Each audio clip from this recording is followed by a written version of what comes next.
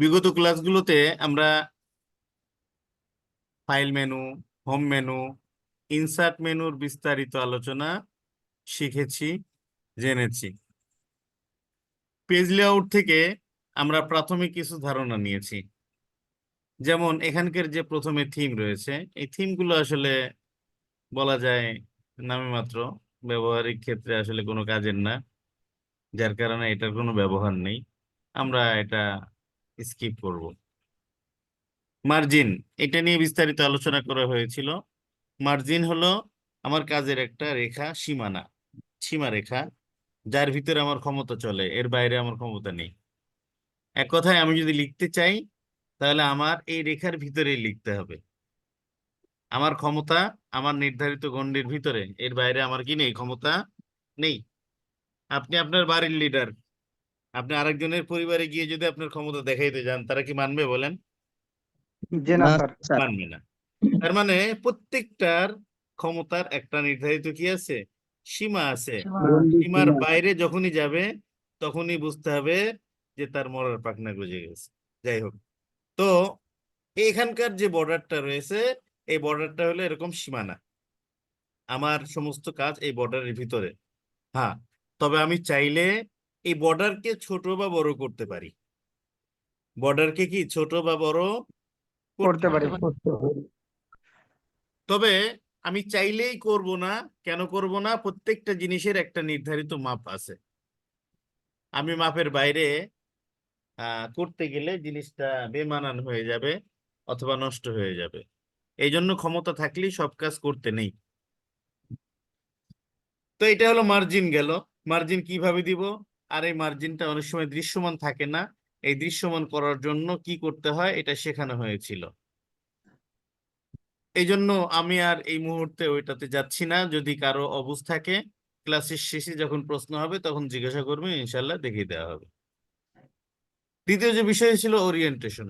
ওরিয়েন্টেশনটা হলো পেজটা দুই ভাবে থাকে, একটা খাড়াখাড়ি আর লম্বা। একটা আড়াআড়ি।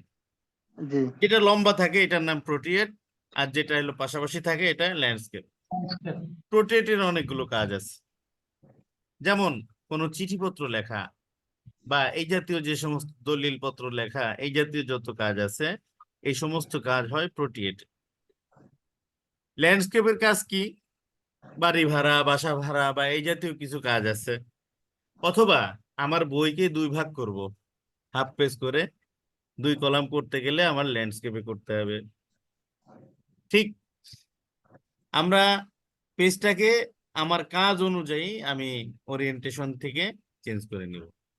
এবার সে পেজের সাইজ, সাইজটা নিয়েও মোটামুটি আলোচনা হয়েছে। আমাদের দেশে যে সমস্ত জিনিস ব্যবহার হয় তার ভিতরে সব থেকে বহুল ব্যবহৃত হলো লিগ্যাল A4 A4, A3। লিগ্যালটা কি কাজে ব্যবহার হয়? লিগ্যাল ব্যবহার হয় বিভিন্ন দলিলাদিল্লা যে আমরা প্রিন্ট করি, এই দলিলাদিল্লা গুলো সাধারণত লিগ্যাল সাইজের হয়ে থাকে। A4 অফিসিয়ালি যে সমস্ত কাগজপত্র আছে এগুলো সব A4 হয়ে থাকে। A4 size। আর আরেকটা হলো A3। A3। A3 এটা হলো বইয়ের সাইজ, সিয়াসিত্তার যে কিতাব আছে এই কিতাবের সাইজ। তো এই তিনটা আমাদের কওমে ওলামা ইকরাম যারা আছে তাদের জন্য এই তিনটা কাজে লাগতে পারে। এছাড়াও আমি যদি চাই যে আমি প্রাইভেট কোনো কাজ করব, আমার নির্ধারিত সীমার ভিতরে আমি চিকন মোটা করে আমি কাজ করতে পারবো। যেমন আর্ট পেপার পাওয়া যায়, আর্ট পেপার চিনেন না?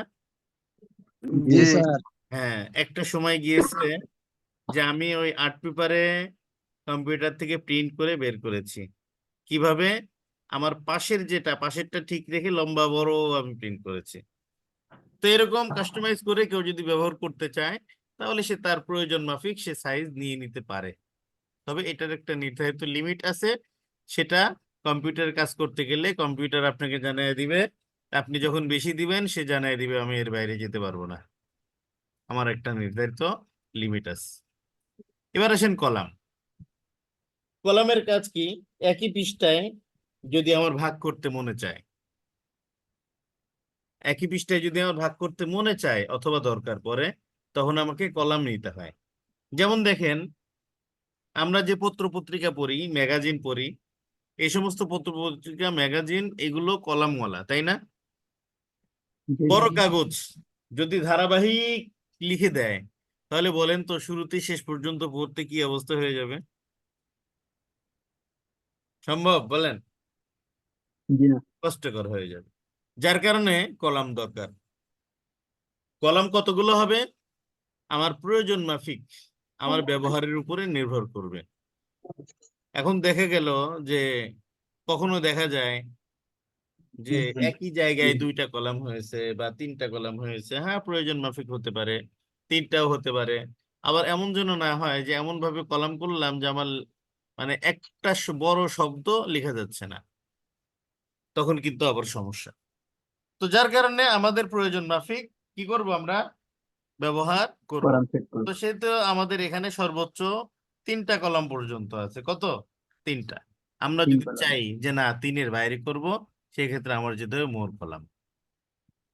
মোর কলামে যাওয়ার পরে এখানে কিছু বিষয় আছে, এখানে দেখেন কতগুলো কলাম, আর কলামের ভিতরে সাইজ কতটুকু থাকবে, এরপরে স্পেসিং দুই কলামের মাঝখানের দূরত্ব কতটুকু থাকবে।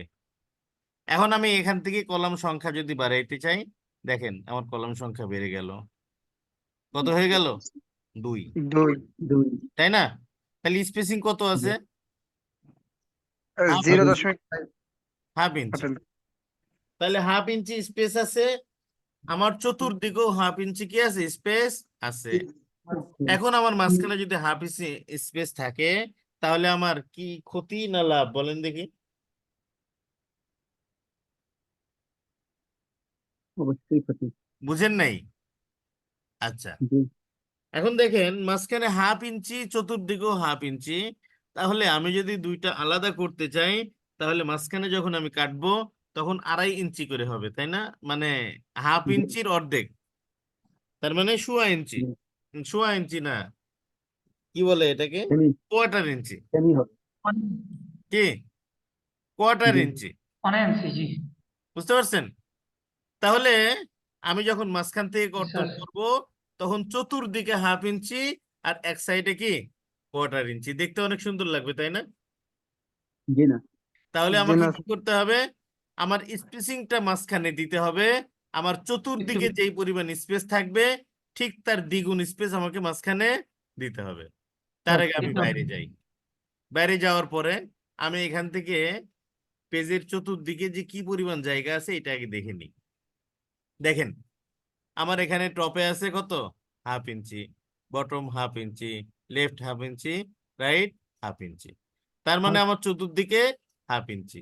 এখন যদি আমার কলাম করার পরে মাঝখানে কেটে সমান রাখতে হয়, তাহলে আমাকে মাঝখানের স্পেসিংটা কতটুকু দিতে হবে? 1 ইঞ্চি 1 ইঞ্চি। 1 ইঞ্চি। বুঝতে পারছেন? তাহলে আমার স্পেসিংটা কত হবে? 1 ইঞ্চি। এই 1 ইঞ্চি দিলাম। আর 1 ইঞ্চি যখন দিব, তাহলে আমার কলামের স্পেস তো কমে যাবে নাকি? নাকি কমবে না? জি কমবে। হ্যাঁ, মনে করেন জমি ভাগ করলেন। জমি ভাগ করার পরে মাঝখানের দুইজনই কিপটেমি করে রাস্তার জন্য জায়গা রাখলেন কম। এখন দেখা যায় যে দুইজনের কেউ ঠিক মতো ব্যবহার করতে পারি না, দুইজন মিলে পরামর্শ হলো যে আমার মাঝখানের রাস্তাকে একটু বাড়াই দিতে হবে। ঠিক আছে, বাড়াইলাম। এখন বাড়ানোর পরে এই মুহূর্তে আমার জায়গা কি আগে যা ছিল তাই থাকবে না কিছু কমে যাবে? কিছু কমবে অবশ্যই কিছু কমবে। কারণ আমার কিছু রাস্তা কোথায় চলে গেল? রাস্তায় রাস্তায় রাস্তায় চলে গেছে। চলে গেল, কিছু জায়গা রাস্তায় চলে গেল। ঠিক তদ্রুপ আমার এখানে দেখেন, আমার স্পেসিং যখন কম ছিল, দেখেন আস্তে আস্তে কলামের সংখ্যা কি বাড়তেছে। আর স্পেস যখন বাড়াচ্ছি, আমার কলামের সংখ্যা কি কম হয়ে যাচ্ছে।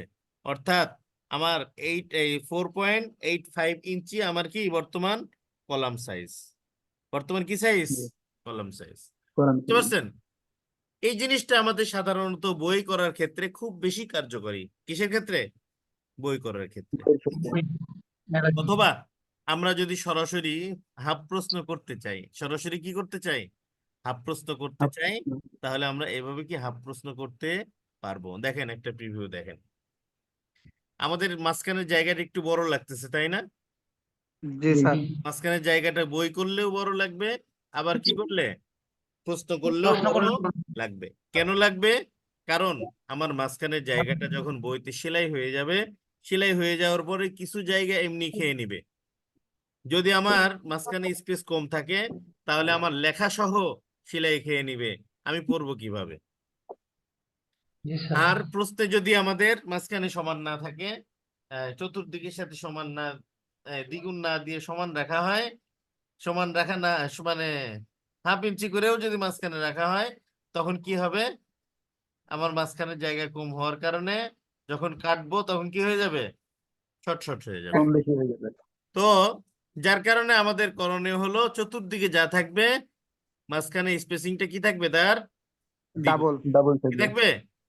দ্বিগুণ। ডাবল থাকবে আচ্ছা, এইবার আমি একটা জিনিস নিয়ে আলোচনা করব, আপনাদের কাছে শুনবো। ব্রেক, এই ব্রেকের কাজ কি? ব্রেকের একটা কাজ আপনারা আগে শিখছিলেন ইনসার্ট থেকে, এটা ছিল পেজ ব্রেক। কি? Page break. আপনার এখানে কাজ করবেন না, পরের পেজে চলে যাবেন, ডাইরেক্ট পেজ ব্রেকে দিবেন, আপনার পরের পেজে চলে আসলে দেখেন, দেখতে পাচ্ছেন? জি হ্যাঁ, এটা হলো পেজ স্যার। ব্রেক ছিল। কি ছিল? জি স্যার। পেজ ব্রেক ছিল। এখন পেজ লেআউট থেকে এখানে যে ব্রেক আছে, এই ব্রেকের কাজ কি আপনার কে বলতে পারবেন?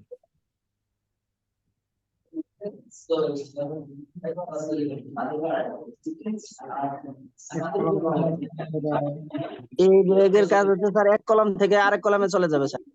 জি, এক কলাম থেকে আরেক কলামে চলে যাবে। এতক্ষণে এটাই গবেষণা করলেন নাকি?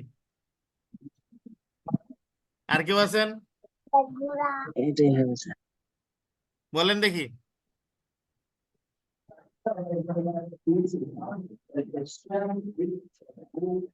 আর কেউ আছেন?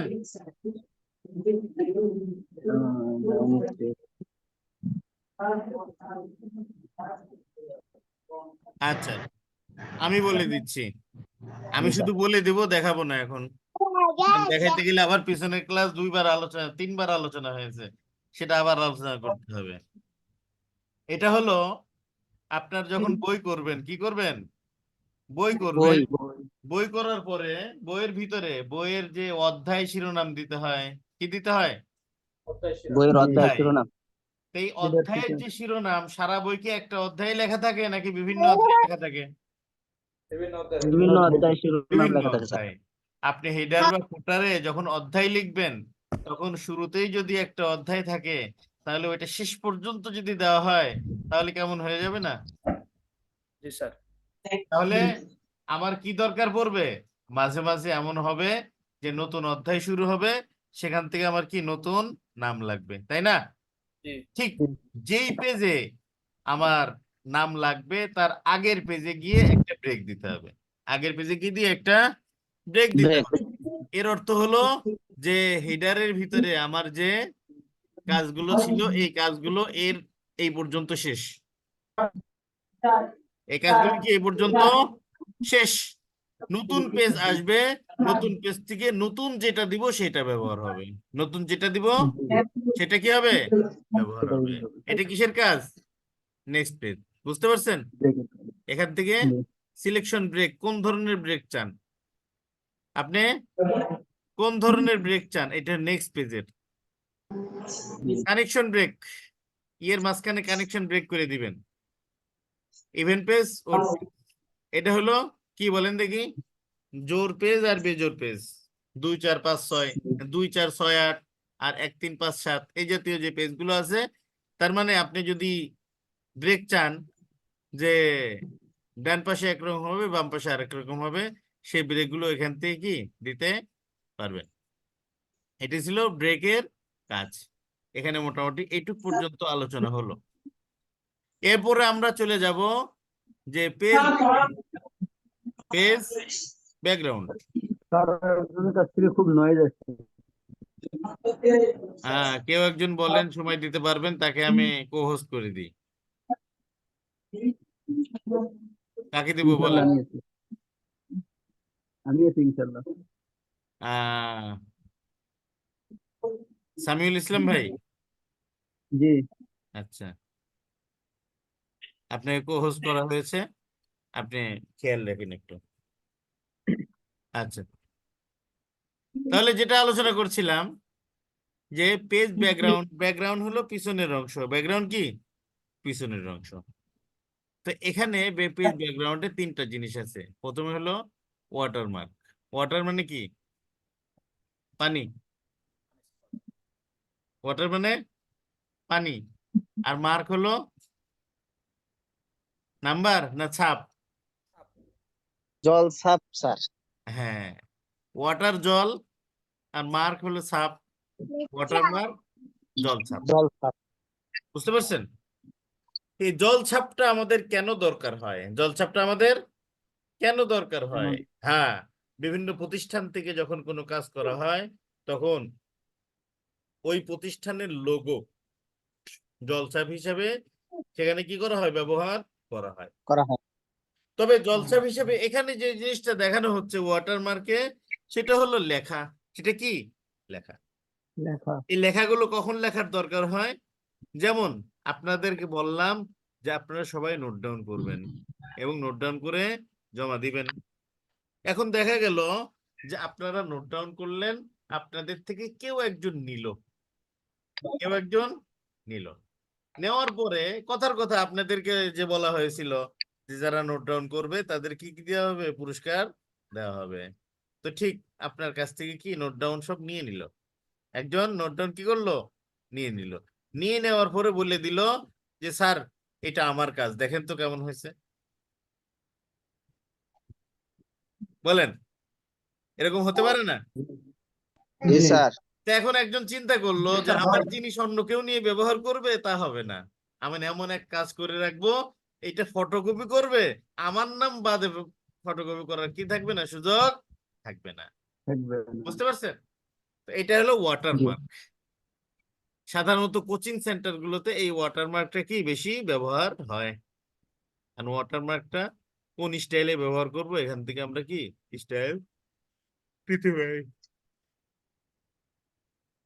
Custom watermark. আমরা কাস্টম ওয়াটারমার্কে যাব।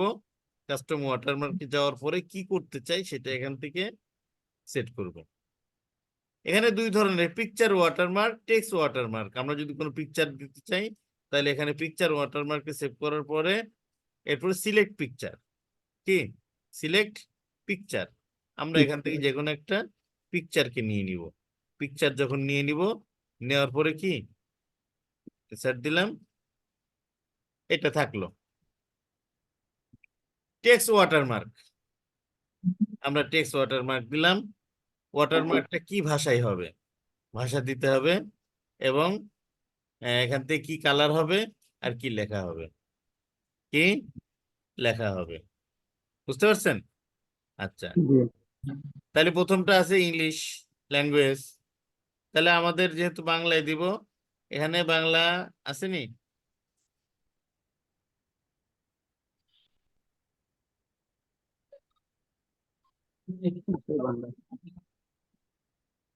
আচ্ছা, ইংলিশ দিই। ইংলিশ। ইংলিশটা সিলেক্ট করা আছে স্যার। ও, ইংলিশ তো সিলেক্ট করাই আছে, হ্যাঁ, ইংলিশ সিলেক্ট করা আছে। এরপর এখান থেকে ফন্ট, কোন ফন্টে হবে?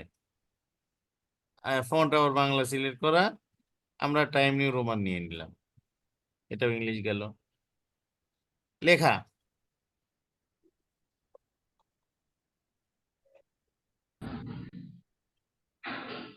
আমার নামটাই লিখলাম।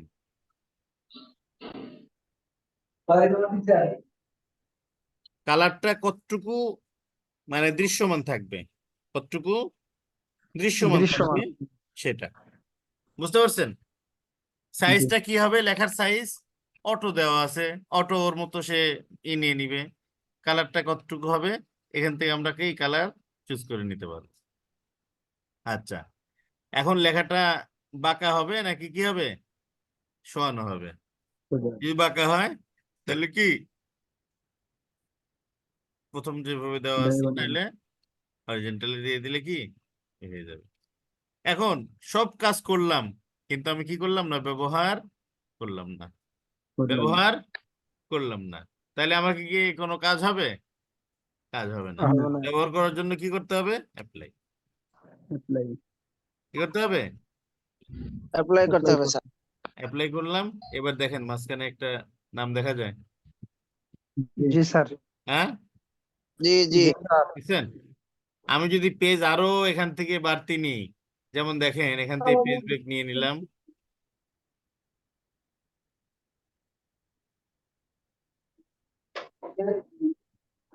কতগুলো পেজ হয়েছে দেখেন, প্রত্যেকটা পেজেই এরকম কি লেখা। আর আমি মনে করলাম যে না, আমি সবার একটু খেদমতে দিয়ে দিই, আমি খুব দয়ালু, আমি সবার জন্য একটু খেদমত করি, যে যা পারে করুক, নিজের নামে সাফায়া করুক, যা পারে করুক, আমারটাই তো নিল। কি বলেন, অনেক সময় মনে এরকম চায় না যে আমারটাই তো গেল, যার কাছ থেকে জি যায়। স্যার। জি ঠিক স্যার। এরকম যদি কখনো মনে চায় যে না আমার এটা ছিল কিন্তু আমি এখন রাখতে চাচ্ছি না, রাখতে চাচ্ছি না, তাহলে আমরা এখান থেকে যাব, যার পর রিমুভ ওয়াটারমার্ক, রিমুভ ওয়াটারমার্ক দিব, দেখেন আমাদের আর নেই। বুঝতে পারছেন? শেষ হয়ে জি। গেছে। পেজ কালার, এর আগেও বলা হয়েছিল পেজ কালারটা একটা ফালতু জিনিস। বলতে পারেন ফালতু কেন?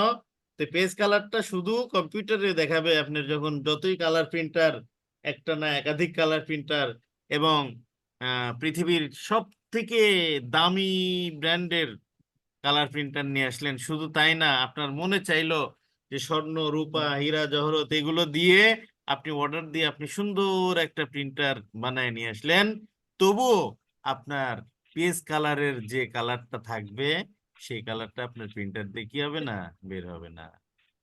প্রিন্ট বুঝতে আর পারছেন কালার আমার প্রিন্ট কথা? হয় স্যার, তাহলে কালার প্রিন্ট হয় কেমনে? ওইটা লেখা কালার, আমি পেজ কালারের কথা বলছি। বুঝতে পারছেন? আচ্ছা, পেজ কালার হয় কেমনে স্যার? অনেক সময় পেজটাও কালার হয়। ওটা কালার পেজে দেওয়া হয়। বুঝছেন? কিসে দেওয়া জি। হয়? কালার কালার পেজে। পেজে দেওয়া হয়। অথবা আপনি যে শেপ ব্যবহার করবেন, এই শেপের যে ফিল কালার আছে, ফিল কালার দিলেও আপনার ওই কালারটা চলে আসে। কিন্তু এটা হলে দেখেন পুরা পেজ, দেখতে পাচ্ছেন সীমানার জি। ভিতরে সীমানার বাইরে পুরোটাই কালার, কিন্তু এটা যখন প্রিন্টে দিবেন আর কালার বের হবে না। হবে না। প্রিন্টে দিলে কি আর কালার বের হবে না, দেখেন সাদা। বুঝতে পারছেন? এটা স্যার মরিচিকার মতো। বুঝতে পারছেন তো? জি স্যার। জি। হ্যাঁ, এখানেই দেখা যাচ্ছে না প্রিন্টে যাবে কোথায়, তার মানে ওইটা শুধুমাত্র ওখানেই থাকবে, আর কোথাও এটার কি স্থিতিশীলতা নেই। আচ্ছা, তাহলে এবার গেল পেজ কালার, এ হলো পেজ বর্ডার। পেজ বর্ডার নিয়ে এর আগে বিস্তারিত আলোচনা করা হয়েছে, আপনারা জি।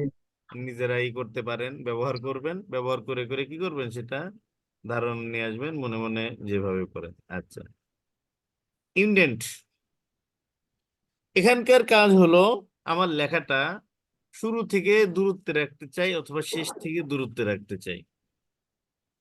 শুরু থেকেও দূরত্ব, দূরত্ব এবং শেষ থেকেও দূরত্ব, আমি কতটুকু পরিমাণ দূরত্ব রাখতে চাই সেই পরিমাপটা এই যে লেফটে রাইটে ডান বামে আমরা কি করব, লিখে দিব, কতটুকু লাগবে সেটা এখানে দূরত্ব দিয়ে দিবেন।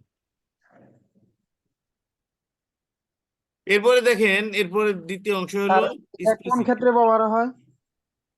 কোন ক্ষেত্রে বলতে, যেমন সাধারণত আমি বলি যে আপনার যখন একটা টেবিল দিলেন, টেবিল দেওয়ার পরে আপনার লেখাটা কিন্তু একবারে টেবিলের 7 বরাবর থেকে শুরু হয়, তাই না? জি।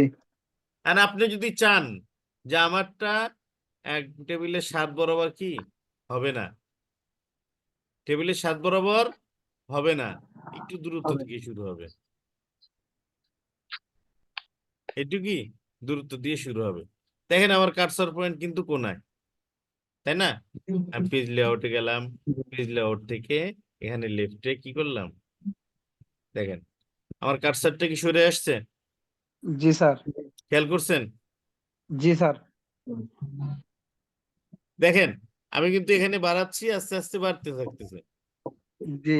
তার মানে আমি যে পরিমাণ শুরুতে দূরত্ব রাখতে চাই সেই পরিমাপটা এখানে তুলে দিলে আমার নির্ধারিত পরিমাপ দূরত্ব এখানে কি করবে, চলে আসবে।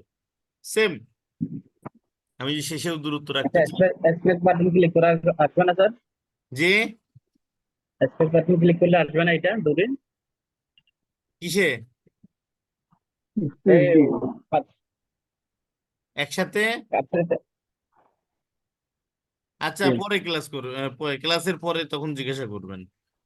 ক্লাসের মাঝখানে কথা বললে, মানে কথা বললে বলতে প্রশ্ন জিজ্ঞাসা করলে যেহেন মুনতাসির হয়ে যায়, পরে ক্লাস করানো একটু কষ্টকর হয়। যাই হোক, হ্যাঁ, তো যেটা বলছিলাম যে দেখেন, আমার শুরুতে একটু স্পেস দরকার, আমি স্পেস দিয়ে নিলাম। যদি এমন হয় শেষেও আমার স্পেস দরকার, তখন কি করব? তো এই জিনিসটা বোঝানোর জন্য শুরুতে একটা জিনিস দেখাই, পেজ বর্ডার কি। Border. Is border. Page border থেকে এখান থেকে আমি ডিজাইন চুজ করব।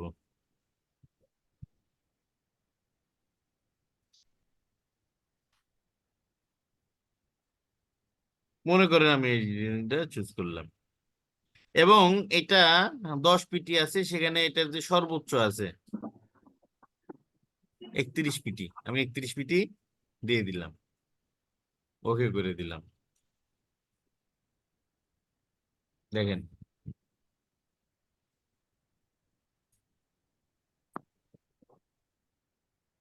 প্রথম পেজে আমার কার্সার পয়েন্ট কোথায় দেখেন তো? বর্ডারের বর্ডারের ভিতর। আপনার পেজ হ্যাঁ, বর্ডারের মধ্যে। বর্ডারের ভিতরে। ভিতরে। বর্ডার আমি যদি ওখান থেকে লেখা শুরু করি তাহলে কি লাভ হবে না ক্ষতি হবে? ক্ষতি হবে। ক্ষতি হবে, তাই না? তাহলে আমার কি করতে হবে? এর আগে একটা জিনিস দেখাইছিলাম, এখন আর একটা জিনিস দেখেন।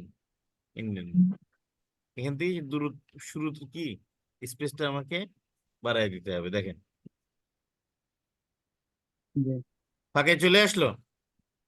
জি জি জি স্যার। আচ্ছা, এখন মনে করেন আমি পরের পেজে লিখবো। কোথায়? পরের পেজে। পরের পরের পেজে।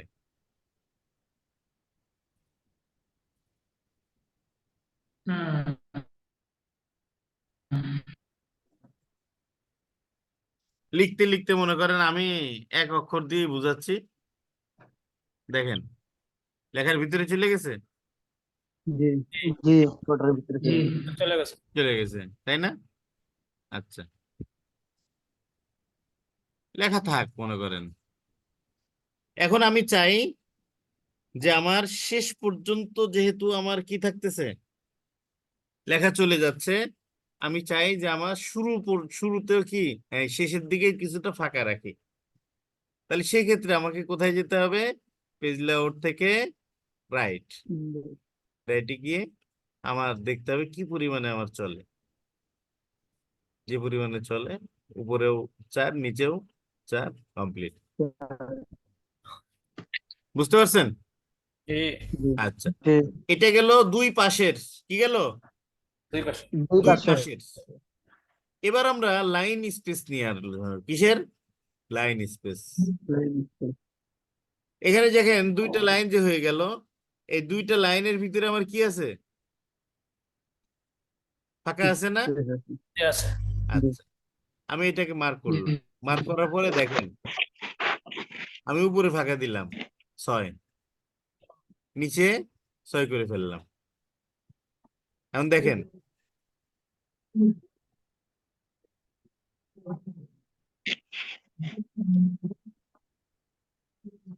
লেখার মাঝে দূরত্ব আসছে। জি আসছে।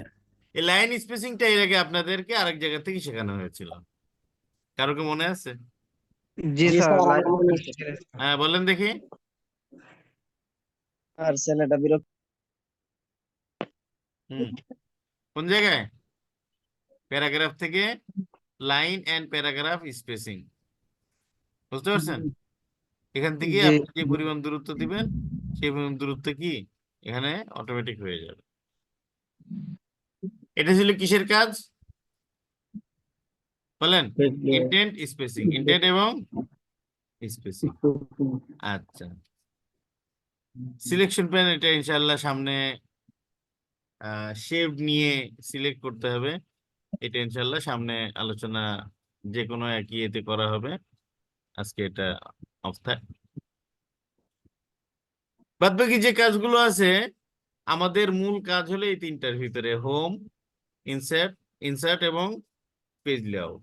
হোম, ইনসার্ট এবং পেজ পেজ লেআউট, পেজ আমাদের যত কাজ আছে সবকিছু এই তিনটার ভিতরেই সীমাবদ্ধ। এই তিনটার ভিতরে এমন কিছু কাজ আছে যে কাজগুলো দরকার পড়ে না, সেই কাজগুলো অনেক সময় কি করা হয়েছে, স্কিপ করা হয়েছে। তো আজকে যে জিনিসগুলো শেখানো হলো তার ভিতরে কিছু আছে এমন যেগুলো পূর্বে অন্যভাবে আপনারা আদায় করেছেন, পূর্বে কি অন্যভাবে আপনারা ব্যবহার করেছেন, করেছি। বুঝতে পারছেন? আচ্ছা, রেফারেন্সের কাজ ইনশাআল্লাহ আগামী যে কোনো এক ক্লাসে করা হবে। এখান থেকে এমন কিছু কাজ আছে যেগুলো আপনারা আগে করে এসেছেন, যেগুলো কি আগে করে এসেছেন। করে- আচ্ছা, মেইলিং, মেইলিং এর কাজ আসলে যারা হলো লেখালেখি করে তাদেরকে এটা ব্যবহার করে, বাদ বাকি এই বর্তমানে একটা সময় কম বেশি ব্যবহারের প্রয়োজন হতো, বর্তমানে এটা ব্যবহারের কোনো প্রয়োজন হয় না।